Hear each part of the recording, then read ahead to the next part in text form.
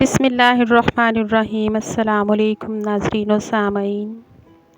بچا وہی جو آگے بھیجا۔ میری آج کی ویڈیو صدقہ و خیرات کے بارے میں ہے۔ ملکی حالات، گھریلو کاروباری مسائل میں ہر بندہ پریشان حال ہے۔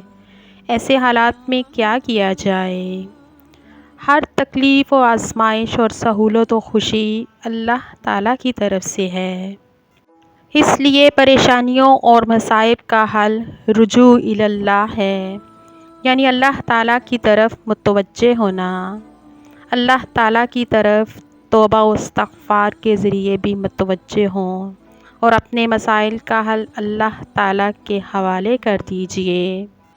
اللہ کی راہ میں دیجئے، چاہے تھوڑا ہی ہو، صدقہ کیجئے۔ بظاہر ہم سودا لاتے ہوئے غیر ضروری اشیاء بھی لے لیتے ہیں، لیکن جب صدقہ و خیرات کا معاملہ ہو تو دل میں تنگی آ جاتی ہے کہ اگر یہ دے دیا تو پچھلا پورا کیسے ہوگا؟ جبکہ حدیث رسول صلی اللہ علیہ وآلہ وسلم ہے، صدقے سے مال میں کمی نہیں ہوتی۔ یاد رکھیے، اللہ کی راہ میں تھوڑا بھی دیا ہو، آپ کا کبھی ضائع نہیں ہوگا۔ ہم ناگہانی آفات اور پریشانیوں سے ڈرتے ہیں، لیکن صدقہ نہیں کرتے۔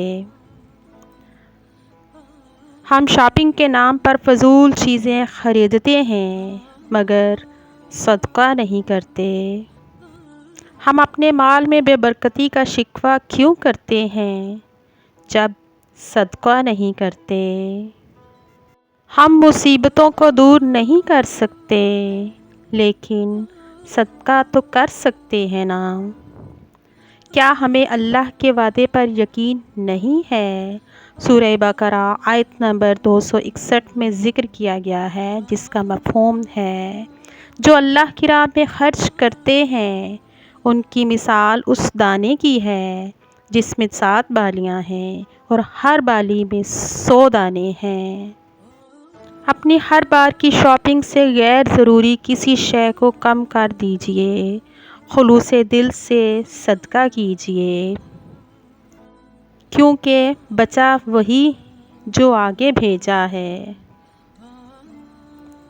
اللہ تعالیٰ سے دعا ہے کہ وہ ہمیں اس رمضان زیادہ سے زیادہ صدقہ و خیرات کرنے کی اور نیکیاں کمانے کی توفیق عطا فرمائے۔